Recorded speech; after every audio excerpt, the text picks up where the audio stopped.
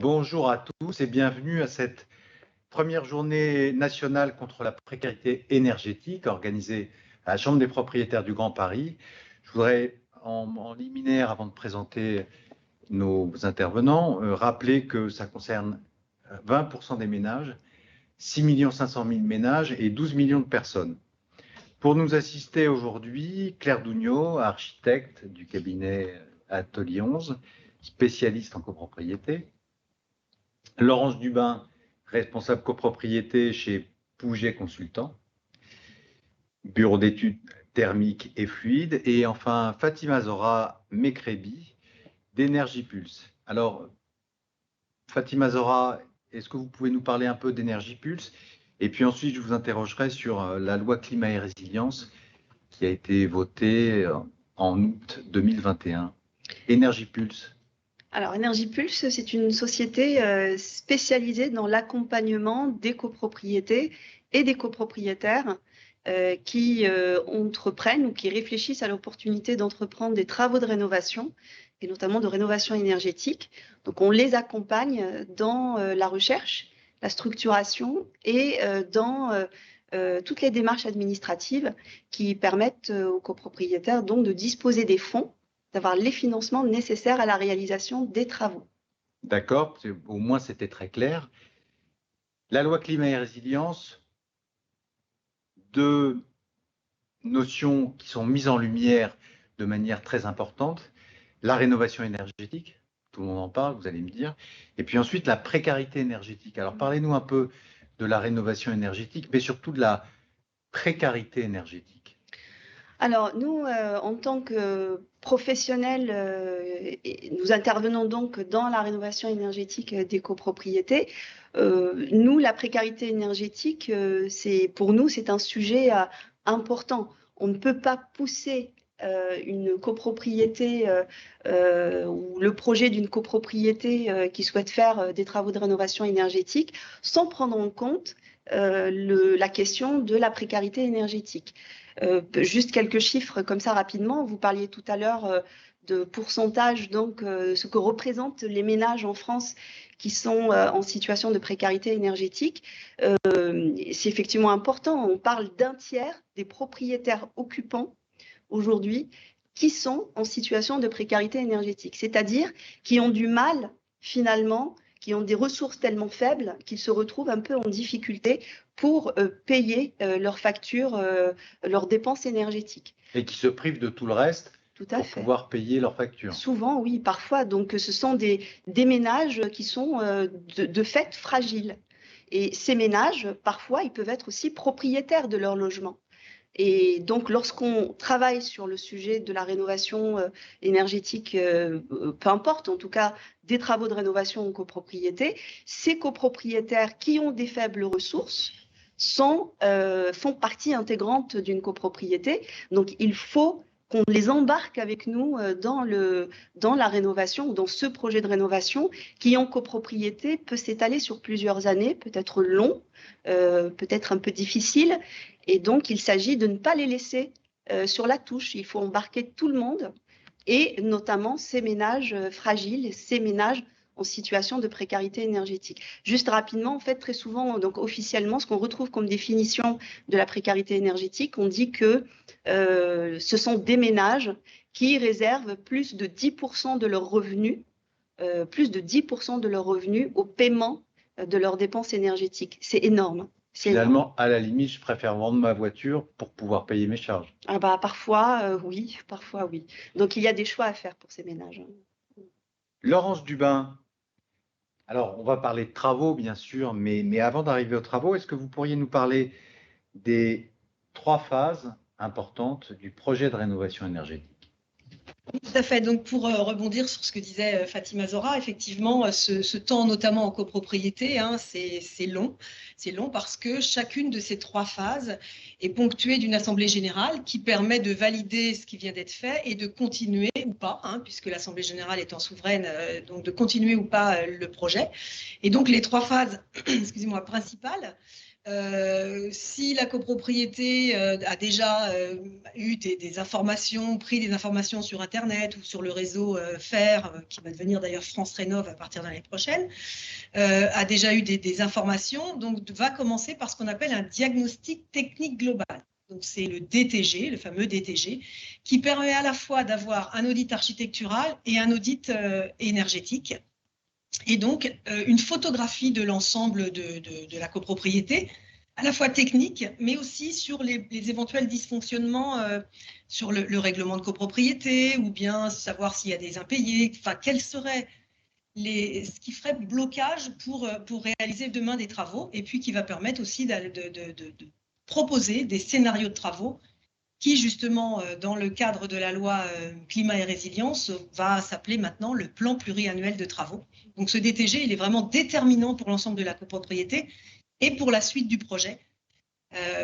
C'est vraiment un outil d'aide à la décision. Ça donne aux copropriétaires la capacité à prendre des décisions pour la suite ou pas. Vous intervenez forcément avec un architecte. Si moi, demain, pour l'immeuble dont je suis propriétaire en face, je vous demande un DTG sans architecte, vous me le refusez? Ah oui, complètement, oui. Le DTG est forcément composé de au moins ces deux binômes, voire évidemment aussi, parce que ça, c'est quand même aussi une aide à la décision, hein, les financements donc de la partie ingénierie financière. Donc voilà, vous avez ici les personnes requises, en tout cas, pour lancer ce projet. Et j'insiste vraiment sur cette phase 1, qui est vraiment déterminante pour la suite, hein, avec voilà, cette photographie. Et puis ce document, même si les travaux ne se font pas tout de suite, il est toujours valable très longtemps, puisque au moins on a un état des lieux qui permet à la copropriété de se projeter sur l'avenir. Donc voilà, je passe vite fait. Ensuite, la phase 2, c'est ce qu'on appelle la phase étude, maîtrise d'œuvre, conception, étude-conception. On va laisser Claire Dugnaud en préciser le contenu.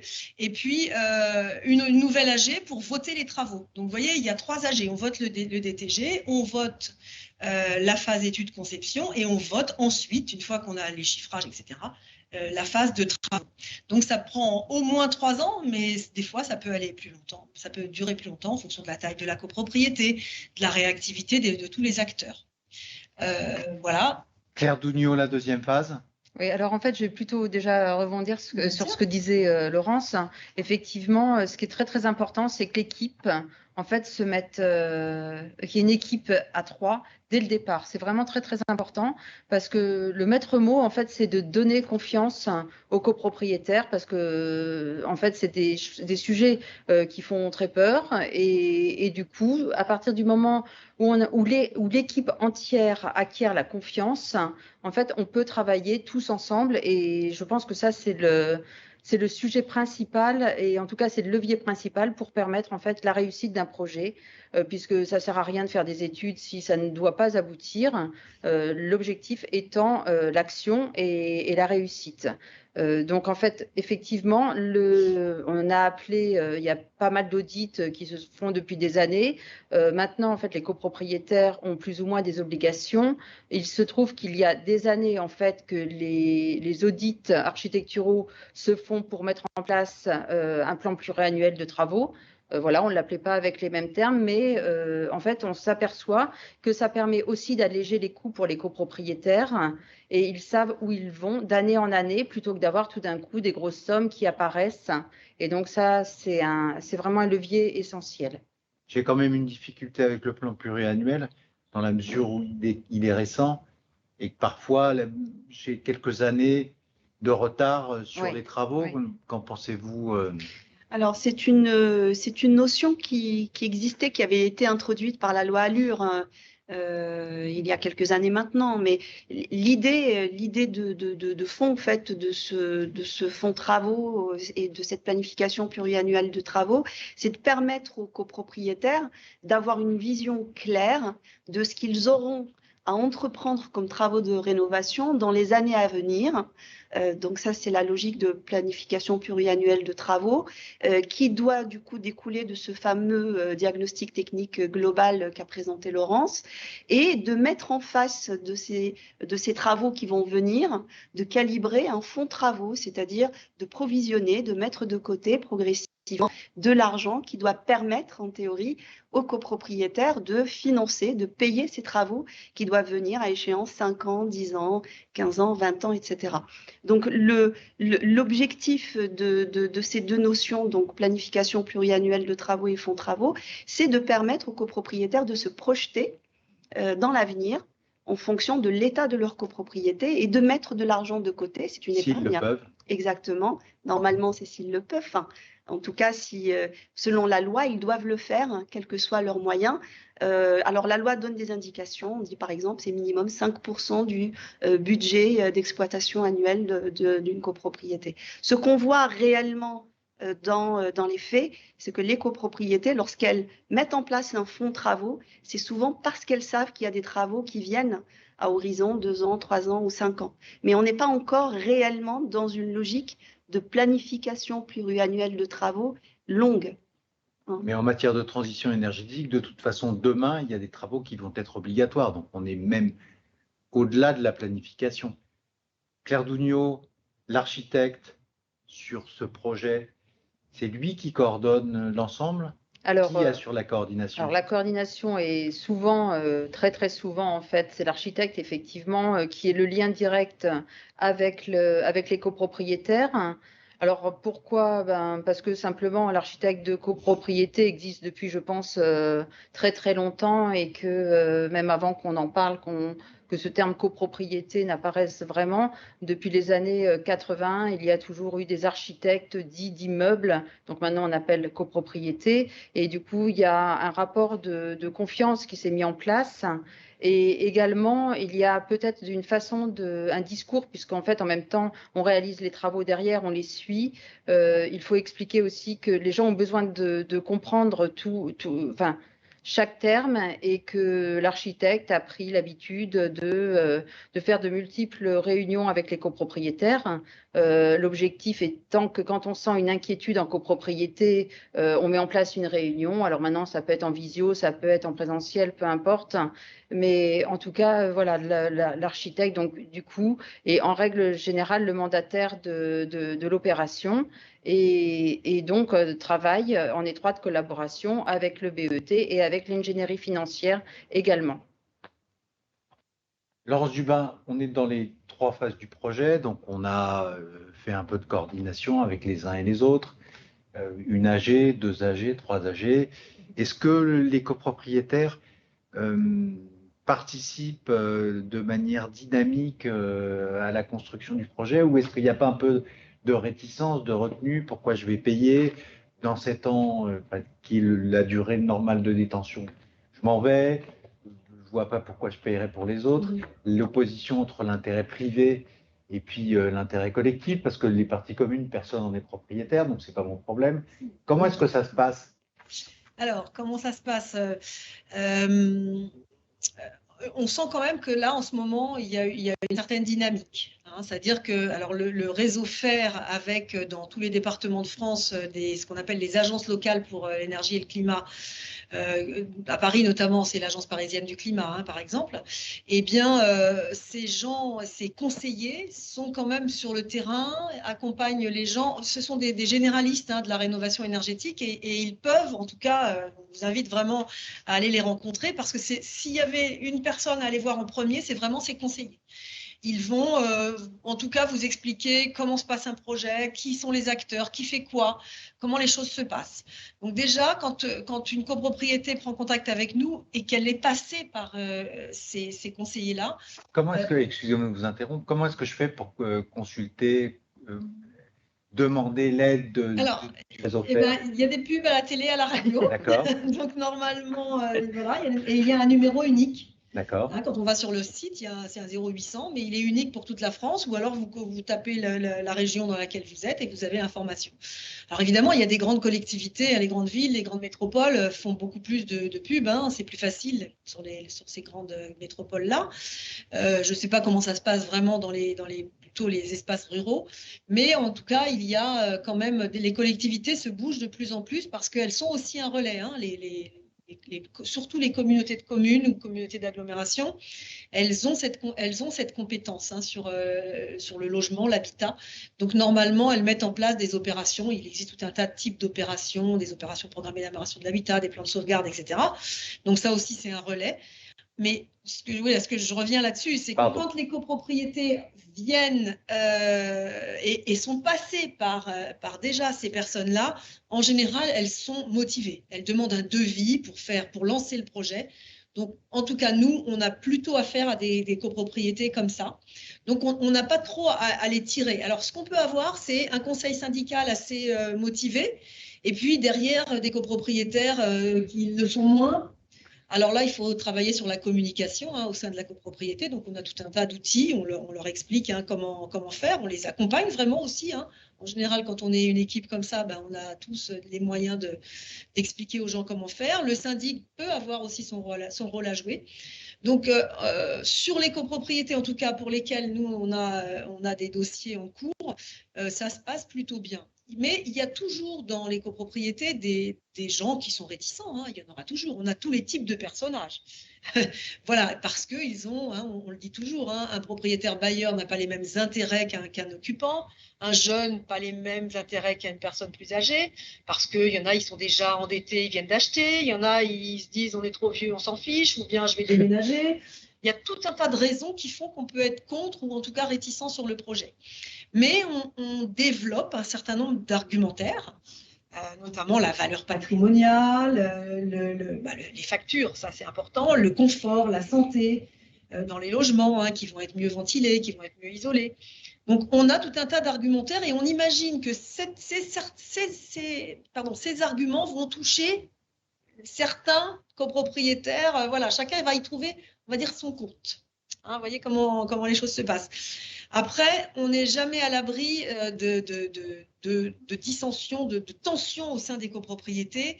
Et c'est un peu notre rôle d'aller essayer de comprendre.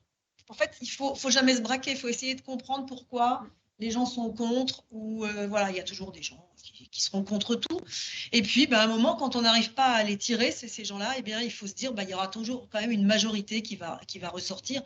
En copropriété, c'est quand même la majorité qui gagne. Donc, voilà. Même si ça nous plaît pas, on préférerait avoir l'unanimité. C'est rare. Est-ce que l'argent est le premier argument qui est soutenu pour voter contre un projet? Alors, c'est celui qui est présenté, effectivement, le problème de l'argent, ou en tout cas des moyens dont disposeraient ou ne disposeraient pas les copropriétaires. Voilà, c'est souvent ce qui est mis en avant. Or, selon les questionnaires qu'on donne aux copropriétaires quand on fait les audits, on se rend compte que c'est pas celui qui est le plus souvent coché dans la dizaine d'arguments qu'on avance. C'est souvent, très souvent, c'est la crainte de la durée du chantier et des nuisances qu'il génère. Les poussières, le bruit, l'échafaudage devant la fenêtre, ça c'est vraiment une crainte. Donc il faut rassurer. Et puis il faut être clair. Oui, si vous voulez que votre immeuble soit en meilleur état, oui, il va y avoir du bruit. Oui, ça va être gênant. Et il ne faut pas avoir peur de le dire aux gens. C'est pas, voilà, c'est la vérité. Mais c'est aussi la manière de pouvoir aller plus loin demain. Donc voilà. Franchement, sur la métropole, en tout cas du Grand Paris et Paris, on a des collectivités. Ces deux collectivités donnent beaucoup d'aides financières, pas mal d'aides financières, très incitatives en tout cas pour en tout cas enclencher le projet. Le processus. Ouais. Alors, je vais me tourner vers Claire Dougnaud, parce qu'on fait des travaux, il y a plein de poussière, il y a du bruit. Quelles sont les typologies de travaux qui sont affectées à la transition énergétique et comment est-ce que vous intervenez justement après le bureau d'études techniques? On a eu 3 assemblées générales, c'était compliqué, on s'est un peu battu, mais finalement la majorité l'a emporté. Claire Dougnaud arrive sur le chantier, architecte. Alors du coup, avant d'arriver sur le chantier, on a fait partie de l'étude surtout. Parce qu'effectivement, l'objectif, c'est que ce soit le même architecte qui soit en phase étude et qui soit après qui suive les travaux. Alors, il y a toute une grosse préparation psychologique en fait des copropriétaires qui se fait après le vote. C'est-à-dire que avant, on a ce qu'on appelle la préparation de chantier. Mais la préparation de chantier, en réalité, c'est surtout la préparation des copropriétaires. D'accord. C'est-à-dire qu'en fait, on va faire des réunions préparatoires qui vont commencer en général 2 bons mois avant le démarrage des travaux, et on va essayer de lever toutes les inquiétudes des copropriétaires.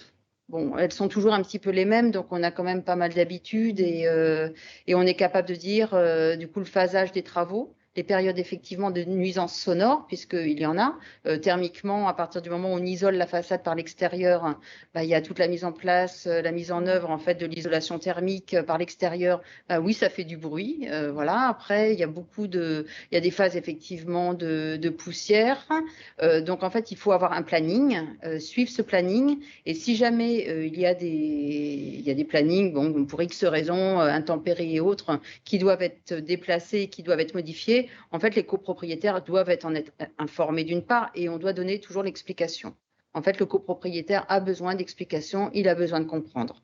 Voilà, donc en fait, notre rôle est encore une fois de rassurer. Il y a des réunions de chantier qui sont mises en place avec une partie où l'architecte est seul avec l'entreprise pour tous les problèmes techniques. Et ensuite, il y a les copropriétaires qui le souhaitent.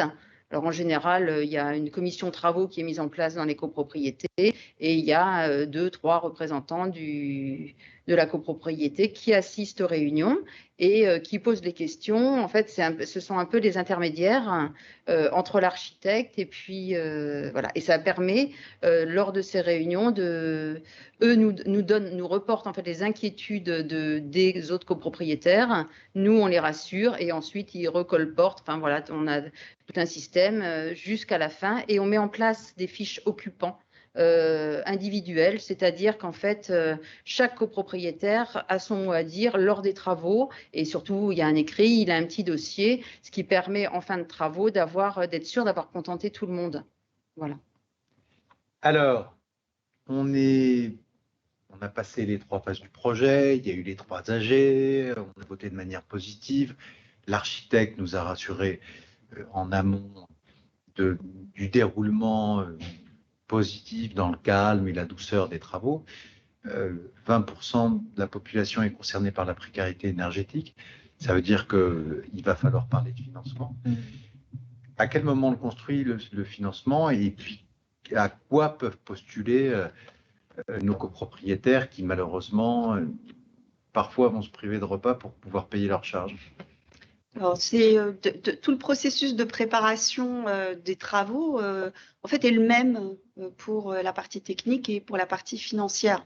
Donc, comme on disait tout à l'heure, il y a la partie, il y a toute la phase étude en amont qui permet à la copropriété de choisir le programme de travaux qui répond évidemment d'abord à ses besoins, aux besoins de la copropriété. Ça, c'est le premier critère. C'est ce qu'on a dit tout à l'heure. Il faut que les travaux répondent aux attentes et aux besoins en termes de rénovation de la copropriété. Ça, c'est la première chose à respecter pour garantir un vote positif des travaux. Et ensuite, nous, notre travail va consister à essayer de voir quelles sont les optimisations possibles pour que ce programme de travaux, en plus de cela, puisse permettre aux copropriétaires et à la copropriété de bénéficier des financements les plus intéressants. Donc, il y a les aides, effectivement, qui sont un argument fort pour passer ces travaux au vote en Assemblée générale. Donc, on travaille dessus, on les identifie, on les estime, on les évalue et on les présente aux copropriétaires pour leur permettre de se positionner sur les travaux. Est-ce que c'est intéressant pour moi de faire ces travaux, en tout cas au niveau financier? Est-ce que je peux suivre financièrement? Est-ce que je peux trouver l'argent et est-ce que je peux faire face au financement? Est-ce que je peux payer demain les appels de fonds? Ça, c'est la première préoccupation des copropriétaires. Si je peux avoir des aides, très bien, à combien est-ce qu'elles se montent? Et puis après, donc ça, c'est la première phase étude. On permet aux copropriétaires de décider en connaissance de cause. Et puis, une fois qu'ils ont décidé, là commence le travail sur le financement réellement. C'est-à-dire, on va commencer à monter et déposer les demandes de financement. Pour ce qui est des aides, ces ménages dits en précarité énergétique sont souvent des ménages qui ont des petites ressources, de faibles ressources. Donc, ce qui est important pour nous, ingénierie financière, lorsqu'on accompagne les copropriétaires, c'est d'abord de les identifier. Et c'est tout un travail en réalité d'identifier ces ménages. Donc, une fois qu'on les a identifiés, il faut leur proposer des financements adéquats qui sont adaptés à leur situation. Les aides, c'est ce qu'on disait tout à l'heure, c'est intéressant et ça permet d'avoir un vote positif en Assemblée générale. Mais nous, on est toujours très clair sur une chose, c'est que ces aides, très souvent, pour la plupart d'entre elles, on les perçoit à la fin des travaux. Ouais. Donc, ce qui est la plus forte contrainte en réalité pour l'ensemble des copropriétaires, mais surtout pour ces copropriétaires en précarité énergétique, c'est de trouver la trésorerie nécessaire au lancement des travaux. Il faut d'abord payer les entreprises et ensuite il faut faire les travaux et puis les aides arrivent bien après. Donc les aides, on les a à la fin des travaux. Donc cette trésorerie, cette contrainte, où trouver l'argent pour que les copropriétaires puissent payer les appels de fonds du syndic, c'est le centre. C'est le centre de notre travail, c'est ce qui nous monopolise et c'est ce qui nous mobilise le plus une fois que les travaux sont votés en Assemblée générale donc, et avant le démarrage des travaux. Et donc ce travail, il est un peu plus difficile effectivement lorsqu'on a affaire à ces populations, à cette population aux faibles revenus, donc on appelle les personnes en précarité énergétique, parce que ce sont des personnes qui ont certes plus d'aide, mais qui ont plus de difficultés à trouver, à mobiliser leur épargne. D'abord, parfois ils n'ont pas d'épargne, et puis ne serait-ce que l'accès au prêt immobilier est un peu plus difficile parce qu'ils sont peu solvables, voire pas solvables du tout. Et donc le travail sur les prêts, sur la disponibilité de la trésorerie, c'est ce qui est central au fait après le vote en Assemblée générale. Rappelons-le, le montant du budget qui est dédié au paiement des charges. Donc, globalement, généralement, on dit qu'un ménage est en situation de précarité énergétique lorsqu'il dédie plus de 10% de ses revenus au paiement de ses dépenses énergétiques. C'est beaucoup. Effectivement, c'est beaucoup. Mesdames, merci d'avoir participé à cette table ronde. J'ai quand même une question à vous poser avant la fin. Dans un an, il y aura deuxième journée de la précarité énergétique. Aujourd'hui, on commence, réflexion, prospective. Est-ce que vous avez une suggestion, ou deux peut-être, je crois que Claire Dougnon en a plus d'une, à soumettre pour faire avancer le dossier et permettre que ces ménages qui sont en difficulté vivent mieux la transition énergétique et puis surtout l'amélioration de leurs conditions de vie dans un immeuble qui sera rénové et presque un bâtiment basse consommation? Alors, en fait, ces ménages en situation de précarité énergétique vivent une situation plus complexe lorsqu'ils sont dans une copropriété, parce que comme on le disait tout à l'heure, lorsqu'on est dans une maison individuelle, on a du mal à se chauffer, on coupe le chauffage, ou quand on fait des travaux, on peut faire les travaux sur sa maison, on a la main dessus si vous voulez, il y a des aides pour ça, il y a des assistances à maîtrise d'ouvrage, bref, qui peuvent nous aider, mais quand on est dans une copropriété, on n'a pas la main dessus. S'il faut isoler, l'isolation des murs, c'est une décision à prendre en Assemblée générale. Donc, pour faire avancer les choses et permettre à ces personnes en précarité énergétique qui vivent dans des copropriétés de sortir de cette situation de précarité énergétique, il faut que l'ensemble de la copropriété bouge.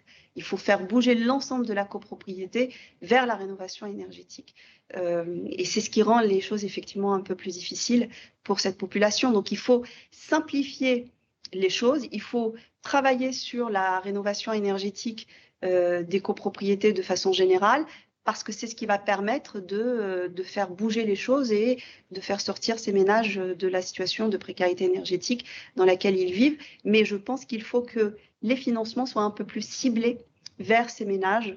Je pense personnellement, mais je sais qu'il y a d'autres professionnels qui partagent mon avis, que MaPrimeRénov' copropriété, c'est très bien, mais il faudrait peut-être trouver le moyen d'allouer un peu plus d'aide aux ménages en situation de précarité énergétique, donc aux petites ressources, par rapport aux ménages qui ont des revenus un peu plus confortables dans la copropriété. Parce qu'aujourd'hui, la différence en termes d'aide n'est pas visible, n'est pas importante. Donc, aide financière est plus ciblée un petit peu plus vers ciblée. les ménages en difficulté. Exactement. Et puis, en termes de prêts, pareil, je sais qu'il y a des choses qui sont en cours de préparation suite à la loi Résilience et Climat, notamment le fameux prêt avance travaux qui est issu du rapport d'Olivier Sichel. C'est bien. Maintenant, on attend. Donc, c'est un prêt hypothécaire qui doit permettre aux ménages d'avancer donc la trésorerie, notamment les ménages peu solvables, d'accéder à des prêts qui doivent le permettre de financer les travaux de rénovation énergétique. Il faudrait voir, on attend maintenant de voir les décrets et les arrêtés qui sont attendus pour début 2022. On attend de voir à quoi du coup ressemblera ce prêt. Mais il faut qu'il soit équitable. Merci Fatima Zora. Claire Dougnot, je sais que vous aviez quelques propositions à soumettre aux législateurs pour qu'ils modifient la loi 65. Oui, alors en fait, il y a deux sujets en fait qui sont de véritables freins à l'aide à la décision en copropriété.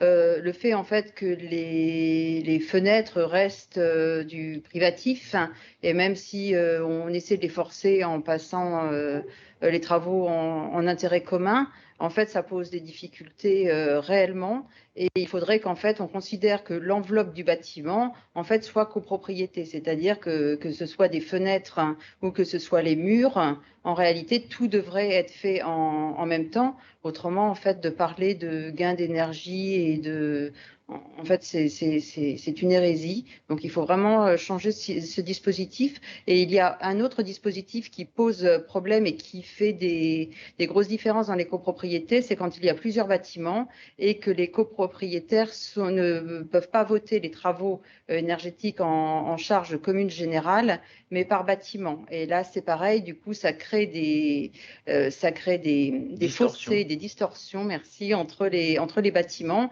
Et donc, du coup, on a la copropriété, le bâtiment A qui est le pauvre et le bâtiment B qui est le riche, et c'est pas envisageable en copropriété.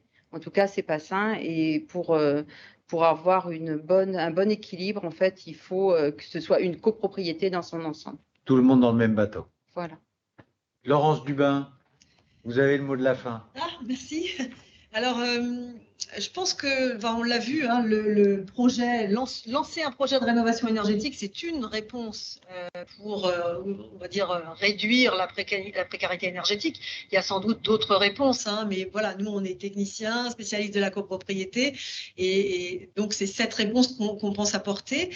Je pense qu'on a quand même juridiquement un panel d'outils qui peuvent aider, en tout cas, ou inciter fortement, voire même contraindre, hein, puisque, on le disait, hein, aujourd'hui, il y a beaucoup la carotte, hein, les aides financières, l'accompagnement gratuit, etc. Demain, ça sera un peu le bâton.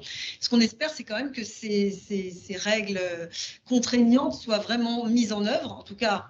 Bon, c'est toujours mieux de convaincre les gens plutôt que de les contraindre. Maintenant, quand on n'y arrive pas et quand on voit l'urgence climatique, je pense que voilà, il y a un moment, il va falloir peut-être un peu faire usage du bâton.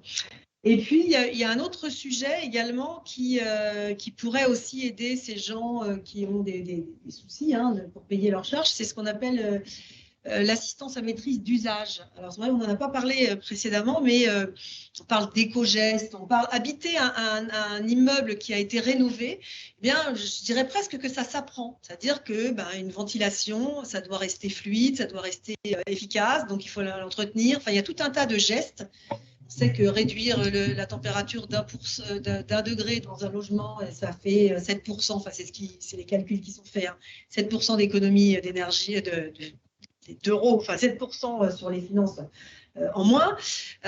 Donc voilà, il y a tout un tas aussi de gestes et d'apprentissage des copropriétaires et des propriétaires en général sur la manière d'habiter un logement rénové. Dès l'école, en fait. Et presque, oui, on devrait presque. Mais oui, effectivement, enfin, nous, on le constate, hein, on voit bien que, alors on fait des calculs théoriques sur le fameux gain énergétique, etc. Et puis, quand on fait les calculs, une fois que que les travaux sont réalisés, ben, on voit qu'il y a on n'est jamais exactement, les consommations ne sont pas les mêmes que celles qu'on avait estimées à l'origine. Et donc là, on propose, en tout cas nous dans nos missions, on propose d'assister les gens sur la manière d'habiter un immeuble, un appartement, de manière à consommer moins. Voilà. Donc, ce que vous avez appelé là, l'assistance à maîtrise d'usage. C'est un très beau terme. Oui, c'est une notion, mais qui commence vraiment à se développer. Et je pense que voilà. Les gens comprennent peut-être mieux les éco-gestes. Mais les éco-gestes, c'est pas que trier. Nous, on parle bien d'éco-gestes en matière d'habitat, d'habiter. C'est ça, c'est ça. Voilà. Bien, mesdames, merci pour cette participation. Et puis, je vous dis à l'année prochaine. Merci. Merci beaucoup. Merci. Merci. Au revoir. Au revoir.